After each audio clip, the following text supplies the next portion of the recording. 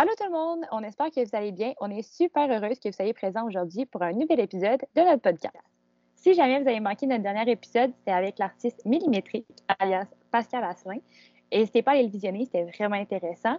Puis on a abordé des sujets quand même hors du commun, comme la juxtaposition entre l'art et le sport. Notre invité pour le podcast d'aujourd'hui est Mathieu Rousseau. Allô! Bonjour Mathieu! Bonjour! Ça va bien? Ben oui, je ne savais pas que tu serais là, Émilie. C'est une surprise. On est partenaires là-dedans. D'accord. C'est bon. Donc, pour ceux qui ne te connaîtraient pas encore, on va faire un petit tour d'horizon. Premièrement, tu as effectué un baccalauréat en kinésiologie et sciences de l'exercice à l'Université Laval.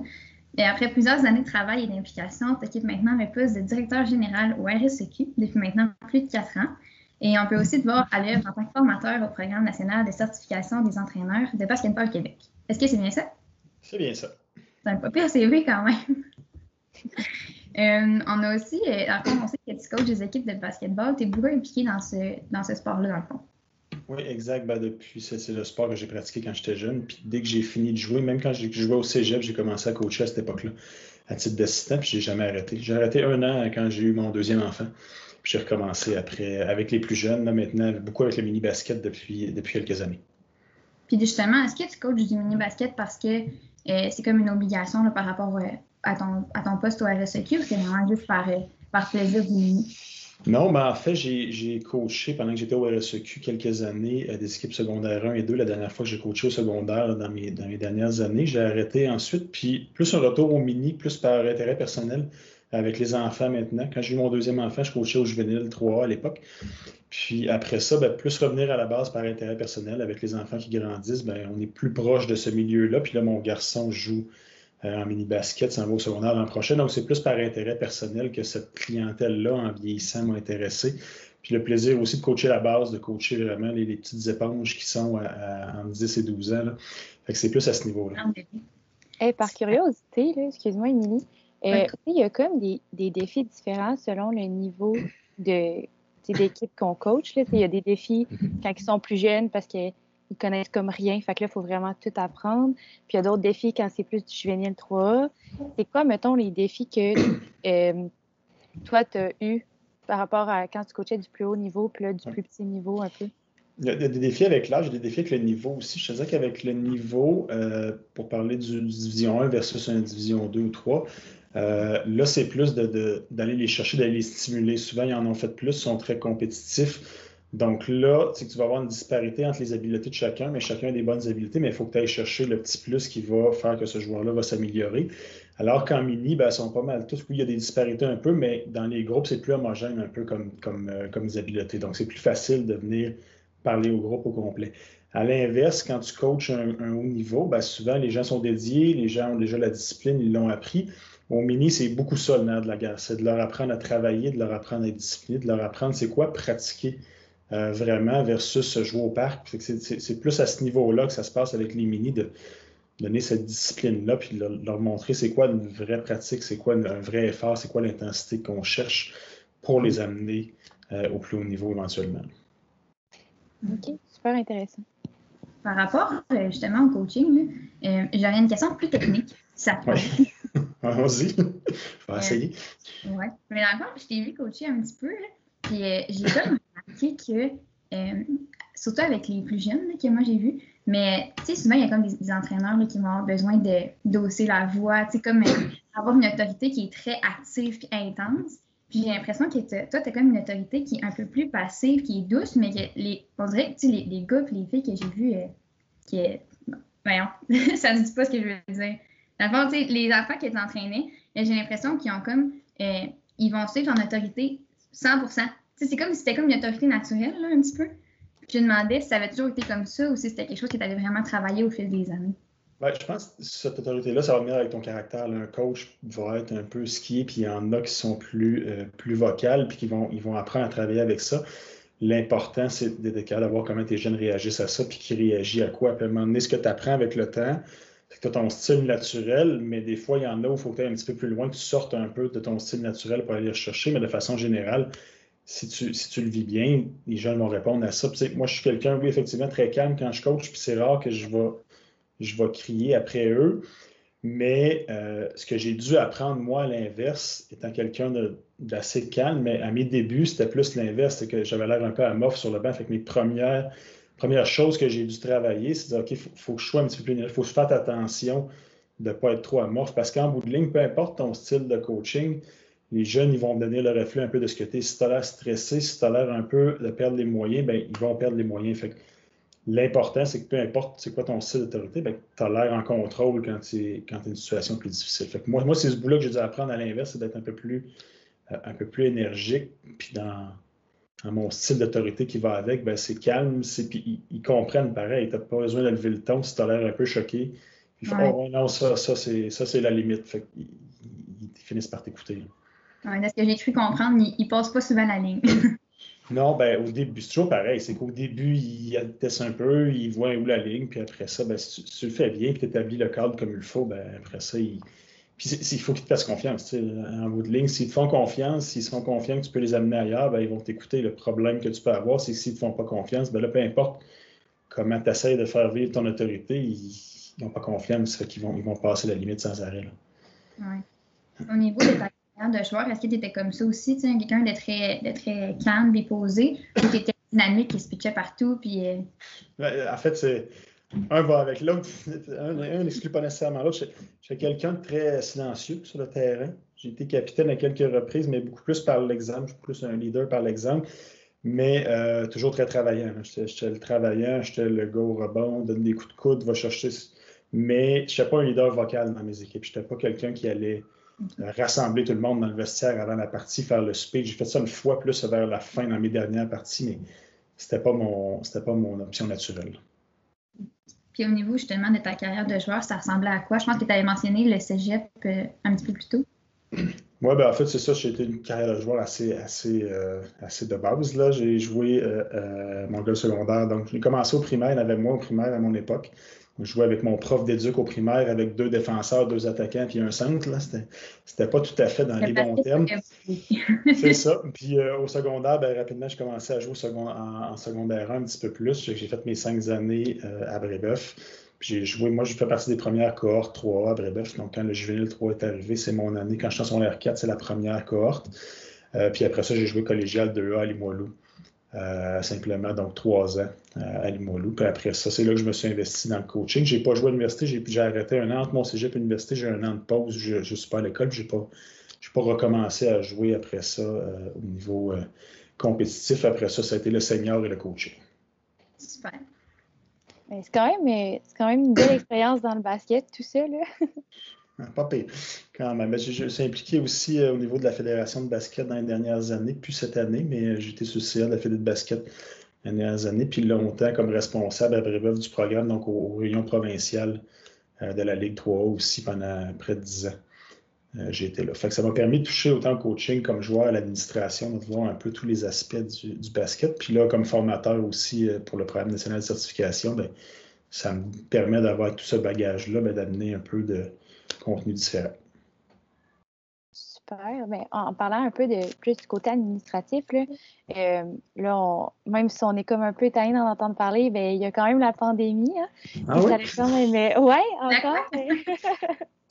Puis ça a quand même eu un impact important sur le sport, le basket, mais tous les sports.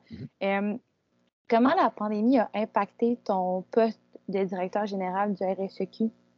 Ça a été difficile parce qu'en fait, nous, la dernière fois qu'on a livré quelque chose, ça fait 1 an. Donc, à partir du moment où on a arrêté l'an passé, ben, c'est venu des défis humains beaucoup parce que là, il y a la fin de l'année passée où tu sais un peu l'incertitude. Bon, mais qu'est-ce qu'on fait? Puis là, tout ce qu'on fait, c'est planifier des choses qui vont s'annuler. Donc, ça devient difficile moralement.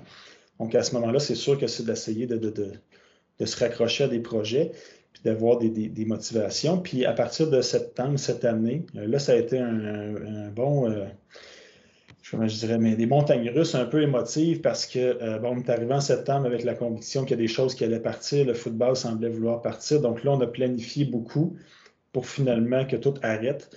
Et à partir de là, ben, on a perdu des employés, il y a des gens qu'on a dû couper les postes. Donc, c'est sûr que l'impact est très humain à ce moment-là de gérer tout ça puis de garder ceux qui restent motivés. Là, depuis Noël, on sait qu'il n'arrive rien. Puis ça a été un peu la difficulté du début de ne pas trop savoir à quoi s'en tenir. Là, c'est plus stable. On sait que pas mal qu'il n'y aura rien cette année, ou à peu près pas, sauf des petites choses, mais rien de compétitif global. Donc là, on est capable de se tourner vraiment plus sur l'an prochain, planifier, puis beaucoup améliorer nos outils de travail. Fait que depuis Noël, l'ambiance est beaucoup meilleure parce que là, on est en prévision, améliorer des choses, comment on fait certaines affaires, planifier des nouveaux événements. Donc, ça devient plus stimulant. Je te dirais, un peu depuis qu'on a passé la période des fêtes. Puis est-ce que, je sais qu'on ne peut pas savoir, mettons, ça va être quoi la vérité de demain par rapport à la pandémie, puis que la réalité change comme à tous les jours, mais est-ce que vous avez quand même de l'espoir qu'il y ait plus de sport l'année prochaine ou que ça va pas mal ressembler, ça va repartir plus lentement? Est-ce que vous avez un peu une idée de quoi ça pourrait avoir là? Je pense qu'il va y avoir des sports l'an prochain. Ce qu'on pourrait avoir comme contrainte encore en début d'année, c'est les voyagements. Est-ce qu'il va y avoir des sports où Québec va affronter Montréal? Je ne suis pas sûr. Peut-être plus des choses régionales, mais je pense qu'on va être beaucoup plus proche de la normalité du sport en début d'année scolaire prochaine, en septembre. Il va peut-être rester quelques contraintes au niveau du nombre de spectateurs, des choses comme ça, mais rien qui va changer la nature du sport, je pense. Moi, je l'espère. Oui, on l'espère que tu penses, honnêtement. Puis, dans le fond, tantôt, tu as parlé un peu que tu donnais des formations puis tout ça, là. Est-ce que pendant justement l'arrêt un peu du sport comme actif avec les jeunes puis tout ça, est-ce que vous avez pensé donner peut-être des formations sur des sujets qui normalement ne sont pas disponibles ou des formations qui sont plus difficiles à placer pendant une saison que les coachs n'ont comme pas le temps d'assister, ou est-ce que c'est dans vos plans de donner des formations? Au RSEQ, non, parce que le mandat de formation n'appartient pas au RSEQ, c'est beaucoup les fédérations sportives. Je sais que ça s'est travaillé avec Basketball Québec, puis il a commencé à avoir des choses qui sont sorties sous type de vidéo, puis il y a certaines formations qui se donnent, qui ont plus d'initiatives personnelles, mais oui, je pense que, je dirais, depuis peut-être un mois où on le sent en plus, la formation s'accélère un petit peu, les gens ont fait leur deuil un petit peu peut-être des modèles normaux de formation. Donc, depuis un mois, il y a certaines formations qui sortent, mais nous, au RSEQ, c'est pas là qu'on met nos énergies parce que c'est moins notre mandat, mais oui, ça commence à se faire. Moi, personnellement, non. Je donne toujours le niveau 1 du PNCA habituellement. Ça, évidemment, c'est en gymnase, c'est plus difficile à faire en ligne, puis il n'y avait pas d'objectif de le faire en ligne. Puis avec la job, puis avec tout ce qu'on a à repenser, je ne me suis pas investi dans d'autres formations. OK. Oui, bien, c'est sûr que les formations sur le sport, ça ne doit pas être tout qui est autant facile à adapter en ligne que les cours théoriques comme on peut suivre au cégep, par exemple. C'est ça. C'est beaucoup les formations, les premières formations de coaching, mais c'est beaucoup les exercices du technique, donc c'est plus difficile. C'est moins pertinent de le faire en ligne, de l'observer dans un écran. C'est pas comme le vivre en gymnase. Donc, il n'y avait pas d'appétit à Basketball Québec pour le transférer en ligne, pour l'impact que ça pourrait avoir. Ah, bien, je comprends. Ça fait du sens. Rapidement, là, tu parlais de mandat justement du RSEQ et des Basketball Québec, mais mettons concrètement pour les gens qui ne le savent pas. Ton poste de directeur général au RSEQ, mettons concrètement, ça veut dire quoi? Mettons une journée dans ta peau, là, ça ressemble à quoi? Bien, RSEQ, il faut comprendre qu'il y a une instance provinciale qui va gérer le sport universitaire, collégial et provincial au secondaire, donc les ligues D1.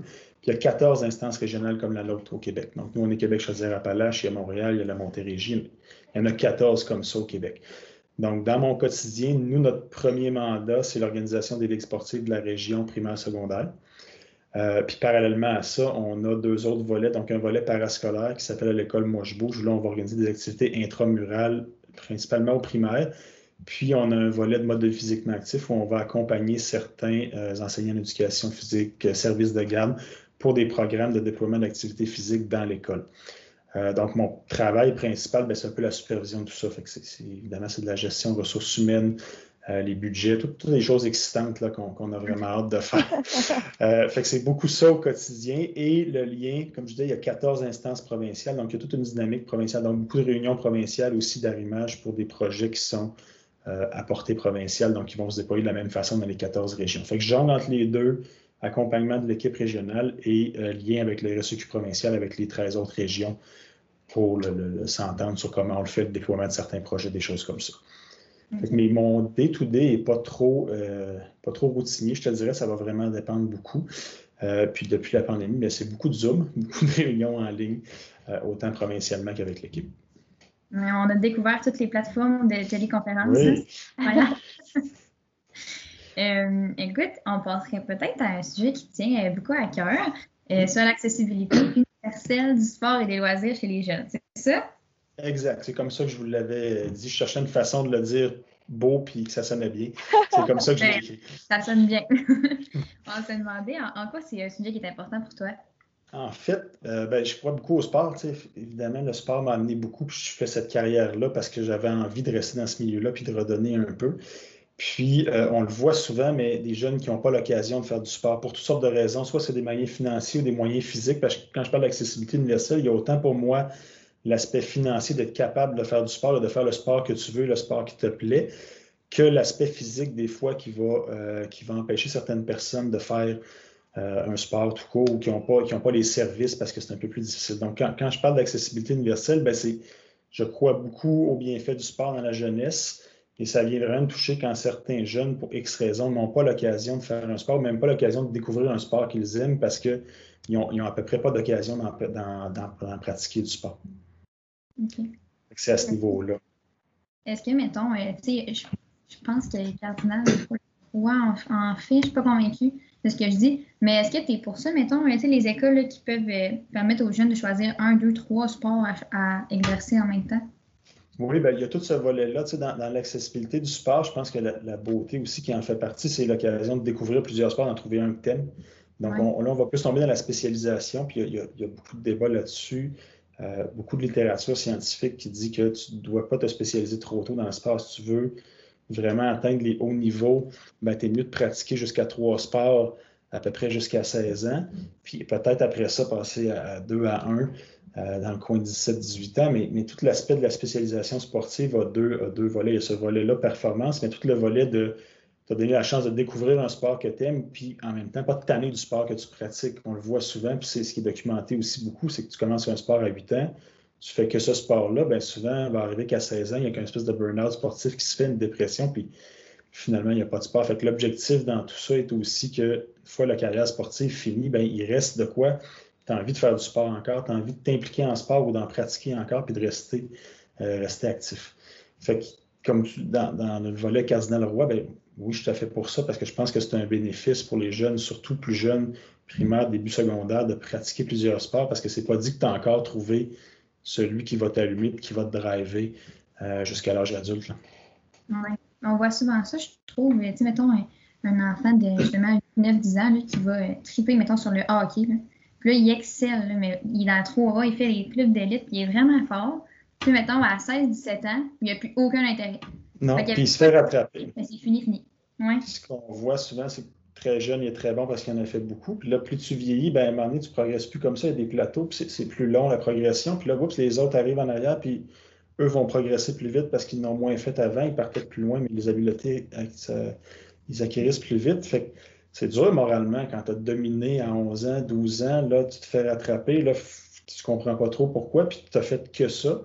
Fait que on voit souvent des abandons sportifs comme ça parce qu'ils sont juste tannés de le faire, puis ça a pris une trop grosse partie de leur vie dans leur jeunesse. Là. D'où l'intérêt d'en faire plusieurs, d'en toucher plusieurs. Fait que si tu te tannes d'un, il en reste un ou deux autres. T'sais. Est-ce que tu penses que c'est possible d'arriver à une accessibilité universelle des loisirs ou c'est comme vraiment juste possible dans un monde de calinours, mettons? J'aimerais que ce soit possible. Je ne trouve pas qu'on fait une job terrible collectivement pour ça parce qu'il n'y a personne qui s'est investi là-dedans, en fait. Puis, je le distingue, là, il y a tout l'aspect limitation physique où là, il y a des associations régionales. Il y a un travail qui est fait, qui est extraordinaire.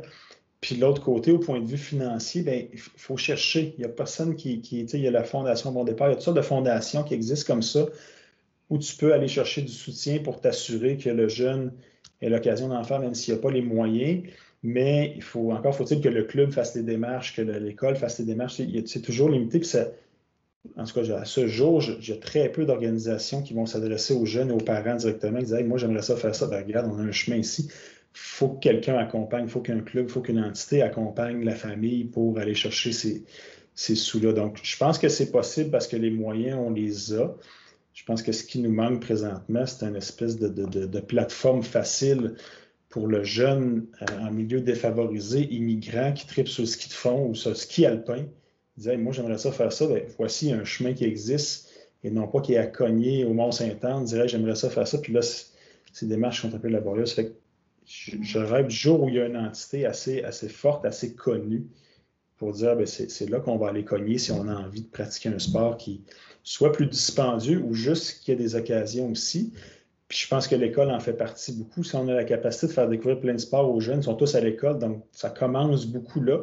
Donc il y a beaucoup d'initiatives aussi d'amener des fédérations dans les écoles pour faire découvrir ce sport-là aux jeunes qui n'ont peut-être pas l'occasion de faire parce que la famille n'en fait pas ou autre. Fait que, oui, c'est possible, c'est juste qu'il y a une concertation qui ne se fait pas pour être sûr que ces clientèles-là voient les occasions passer puis ils voient où l'aide possible, elle est où. Donc, dans le fond, le problème, c'est plus que les jeunes et les familles ne sont pas assez informés des démarches qu'ils pourraient faire pour rendre les sports accessibles. Je pense qu'il n'y a pas assez de visibilité des fondations qui le font, puis il n'y a pas assez de connaissances parce que les parents, des fois, ne le voient pas ou ils ont d'autres choses. Un parent qui a 3 emplois ou 2 emplois pour arriver, ben c'est sûr qu'il n'aura pas la tendance de faire les démarches. Donc, il faut que le jeune le voie, il faut que le jeune ait un intérêt, puis qu'après ça, le chemin soit clair. Oui, je suis bien d'accord avec ça. Est-ce qu'il y a des...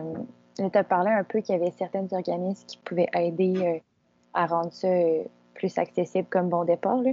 Mais est-ce que tu as déjà été témoin d'initiatives concrètes pour aider à rendre plus accessible les loisirs? Bien, il y en a plusieurs. Il y en a plusieurs par les clubs. Donc, il y a beaucoup de clubs qui vont faire des démarches avec ces fondations-là pour aller chercher puis permettre d'avoir des accès gratuits. Mais c'est toujours dans un deuxième temps, il faut que le kid ait envie d'être là, il faut que le kid ait fait une première démarche pour s'inscrire. Fait qu'il y a beaucoup d'initiatives où il y a des places gratuites dans des clubs, dans des camps, dans des choses comme ça, puis ça, c'est parfait. Mais c'est ça, il faut que le jeune ait déjà envie de le faire. Puis il faut qu'il l'ait pratiqué déjà. Donc, c'est peut-être là que il y en a, c'est sûr, mais je les connais peut-être moins parce qu'il y a certains sports avec lesquels je suis moins familier. Mais c'est comment on va créer cet intérêt-là avant. OK, parfait. Mais je pense qu'au niveau du basket aussi, c'est peut-être quelque chose qui est plus présent. Tu sais, par rapport au hockey ou justement au ski de fond, ski alpin, qui sont des sports qui sont très coûteux. Tu sais, un basket, ça te prend une paire de souliers et un ballon. Fait que je pense que souvent, ils ont tous joué dans leur quartier parce qu'il y a un panier proche. Puis, c'est ça. Mais tu sais, je pense à des sports, il y a plein de petites filles, de petits garçons que le basket, ça ne les intéresse pas. Le soccer peut-être un peu moins. Ils sont plus dans une optique de sport individuel. Ils voudraient jouer au tennis ou faire du ski alpin. Puis je l'admets, c'est des sports que je connais moins. Fait qu'il y a probablement des initiatives, mais elles sont moins claires. Pour moi, là, le chemin me semble moins clair pour des jeunes qui auraient de l'intérêt vers ça. S'il n'y a pas un membre de la famille ou un club qui prend en charge puis qu'il y a une démarche qui est faite là, directement. Non, c'est ça.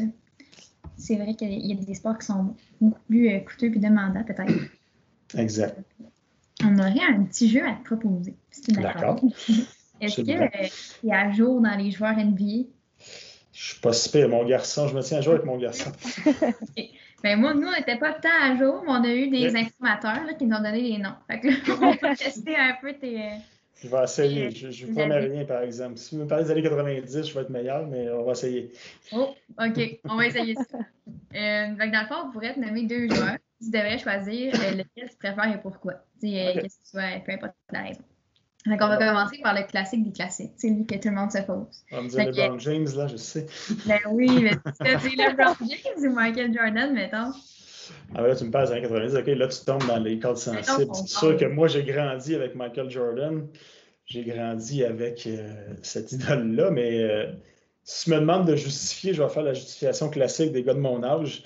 Jordan est un compétiteur incroyable, puis il n'était pas question qu'il change d'équipe pour aller avec d'autres vedettes. Il voulait les battre, les vedettes.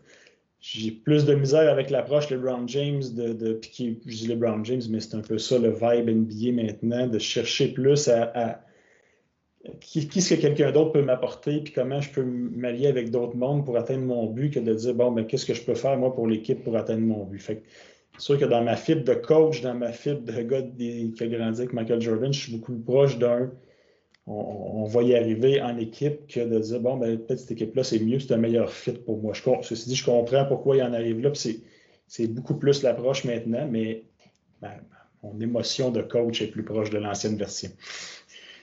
C'est bien parfait. Puis, mettons qu'on y va avec les Québécois, là. Est-ce que tu serais plus team Chris Boucher ou Luguentz Dort? Écoute, j'aime beaucoup les deux parce que les deux ont une intensité défensive. Puis encore là, c'est la fibre de coach qui parle. C'est sûr que l'intensité défensive, c'est toujours quelque chose que tu recherches. Chris Boucher a ça aussi, puis il a une présence défensive incroyable. Mais dans le style de jeu, je pense que je suis plus proche. J'apprécie plus un style comme Luguentz Dort qui a vraiment une présence physique. Il y a un style de jeu vraiment rough, là, puis ça me plaît. Je pense que ça plaît à beaucoup de coachs d'avoir un joueur qui est plus petit, mais il est très costaud, là, mais il a un style beaucoup plus hargneux, je vais dire, là, qui plaît au coach en moi. Il est intense. Mais les deux, ceci dit, les deux ont un chemin là, de gars pas draftés. C'est deux excellents travailleurs. Fait que les deux me plaisent. Mais si tu me demandes de faire un choix, je suis plus proche du style de jeu comme ce qui me plaît de Luguentz Dort que de Chris Boucher, mais j'aime beaucoup le jeu de Chris Boucher aussi. Parfait.